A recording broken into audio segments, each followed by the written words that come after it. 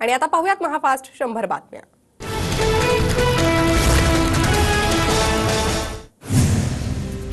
विशाळगडावरील अतिक्रमणाविरोधात संभाजीराजेंची आक्रमक भूमिका। विशाळगडावरील अतिक्रमण हटवण्याची संभाजीराजेंची मागणी।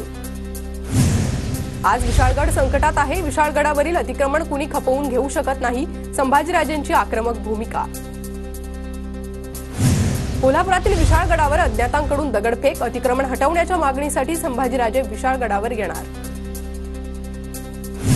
पणजीतील भाजपच्या कार्यक्रमातून केंद्रीय मंत्री नितीन गडकरींनी कान टोचले। चांगले दिवस आल्यानं आपण जुन्या काळातील संघर्ष विसरतोय, मग भाजप आणि काँग्रेसमध्ये वेगळेपण काय? गडकरींचा सवाल। सकाळच्या सर्व्हेनुसार राज्यात महाविकास आघाडीला 152 तर महायुतीला 136 जागा मिळणार। सर्व्हेनुसार भाजपला 95, काँग्रेसला 67, ठाकरे गटाला 31, शिंदे गटाला 27, अजित पवार गटाला 18 तर शरद पवार गटाला 41 जागा मिळण्याचा अंदाज। महाविकास आघाडी 175 ते 180 जागा जिंकणार अशी स्थिती। कधीही निवडणुका घ्या, महाविकास आघाडीला घवघवीत यश मिळणार। राऊतांचा विधानसभा निवडणुकीवर मोठा दावा। 2024 मध्ये मोदी जिंकले म्हणणाऱ्यांनी डोकं तपासून घ्यावं। मोदींकडे आता बहुमत नाही। जर चंद्राबाबू नितीश कुमार यांना सद्बुद्धी सुचली तर सरकार कोसळेल। संजय राऊतांचं वक्तव्य। आंध्र प्रदेशचे मुख्यमंत्री चंद्राबाबू नायडू मुख्यमंत्री शिंदेंच्या भेटीला। चंद्राबाबू नायडू वर्षा निवासस्थानी दाखल।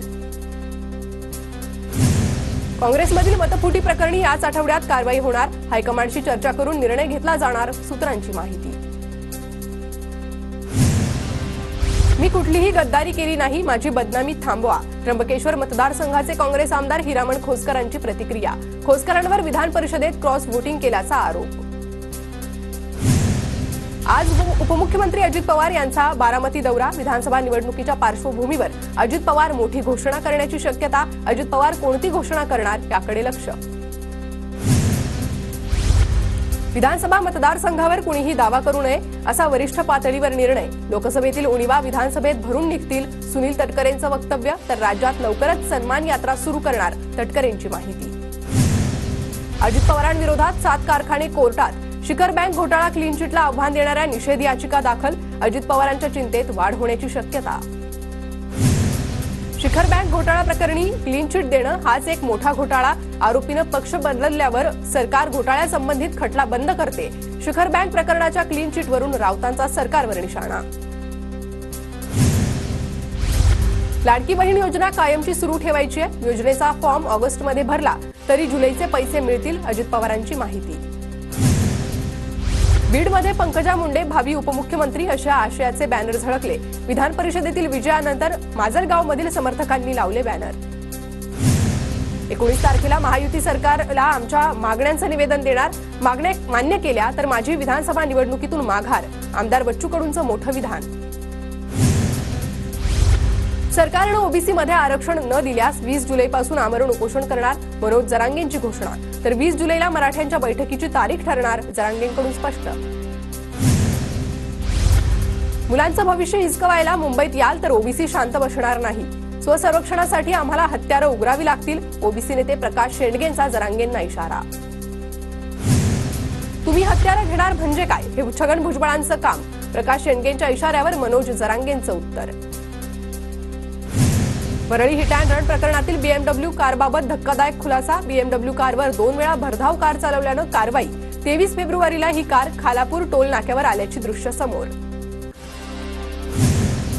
पुणे पोलिसांकडून मनोरमा खेडकरच्या बंगल्याची पाहणी। पुणे पोलिसांकडून मनोरमा खेडकरला आणखी एक नोटीस जारी। पूजा खेडकरची ऑडी कार पुणे पोलिसांनी ताब्यात घेतली। कारसह पूजा खेडकरला पोलिसांनी हजर राहण्याचे आदेश दिले होते। हजर न राहिल्यानं पुणे पोलिसांकडून कायदेशीर कारवाई। दिव्यांगांचा पूजा खेडकरवर रोष। खोटं दिव्यांग प्रमाणपत्र सादर केल्यानं पूजा खेडकरवर कारवाईची मागणी। कोल्हापूर शहराच्या हद्दवाढीला 19 गावांचा विरोध। आज 19 गावांनी पुकारला कडकडीत बंद।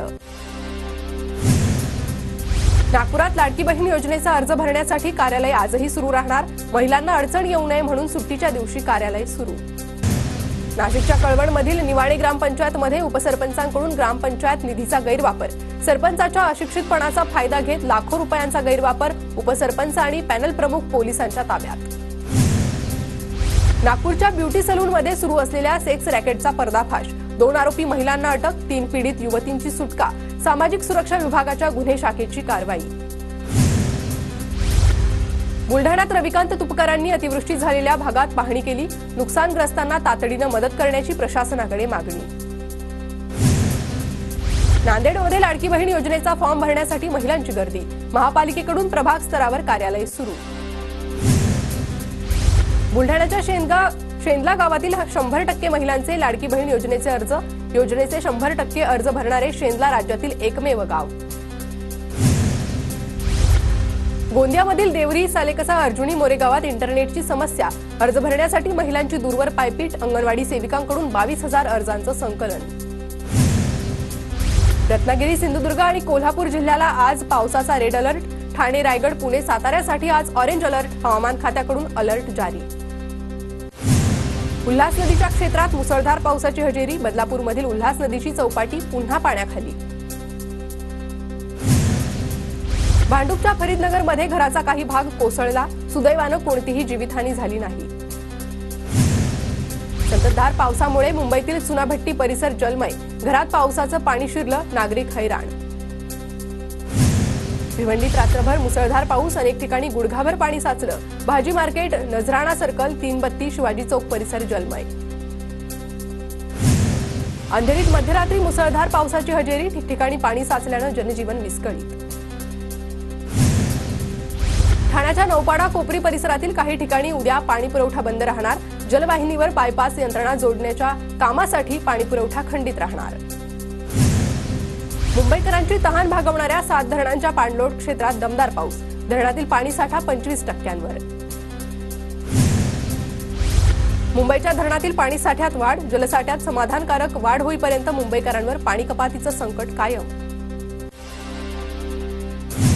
पवना धरण क्षेत्रात पाणी पातळीत एका दिवसात विक्रमी वाढ, काल दिवसभरात 132 मिलीमीटर पावसाची नोंद, सध्या धरणात 28.77% पाणीसाठा. लोणावळ्यात मुसळधार पावसाची हजेरी, मागील 24 तासात 216 मिलीमीटर रेकॉर्ड ब्रेक पावसाची नोंद. रत्नागिरीच्या खेडमधील जगबुडी नदी धोक्याच्या पाणी पातळीजवळ, मार्केट परिसरात जगबुडी नदीचं पाणी शिरलं, पावसाचा जोर वाढल्यास खेडमध्ये पुराचा धोका, नगर परिषदेकडून खबरदारीच्या सूचना. रत्नागिरी जिल्ह्यात एसटी डेपो परिसरात पाणी साचलं, रस्ते जलमय झाल्यानं वाहन चालकांची तारांबळ, तर मुसळधार पावसामुळे भात शेती पाण्याखाली.